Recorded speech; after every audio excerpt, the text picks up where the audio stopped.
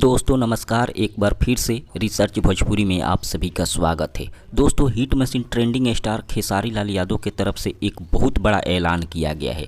जो बालासोर उड़ीसा में जो ट्रेन हादसा हुआ है, उस हादसे में जितने भी लोग अपना जान गंवाए हैं और जितने भी लोग घायल हैं, उन सभी के बीच खेसारी लाल यादव के तरफ से पैसा बांटा जाएगा। जी हाँ दोस्तों, आपको बता दें खेसारी लाल यादव जी ने कहा है कि घायलों को 50-50 हज़ार रुपया दिया जाएगा और जो लोग अपनी जान गंवा चुके हैं उन सभी को 2-2 लाख रुपया दिया जाएगा। उनके परिवार वालों को ये सारा पैसा दिया जाएगा। और इतना ही नहीं, खेसारी लाल यादव जी एक पोस्ट किए हैं और लिखे हैं जितने भी मरने वाले लोग हैं उनके आत्मा के लिए प्रार्थना किए हैं भगवान से, और जो घायल है उनको स्वस्थ होने की कामना किए हैं। फिलहाल खेसारी लाल यादव के इस विचार के बारे में आपका क्या राय है, कमेंट करके हमें ज़रूर बताइएगा। लेकिन खेसारी लाल यादव जी भोजपुरी का एक ऐसा स्टार है, जब भी किसी के ऊपर आफत आता है तो सबसे पहले खड़ा होते हैं। आप सभी लोग जानते हैं। मिलते हैं अगले वीडियो में। धन्यवाद।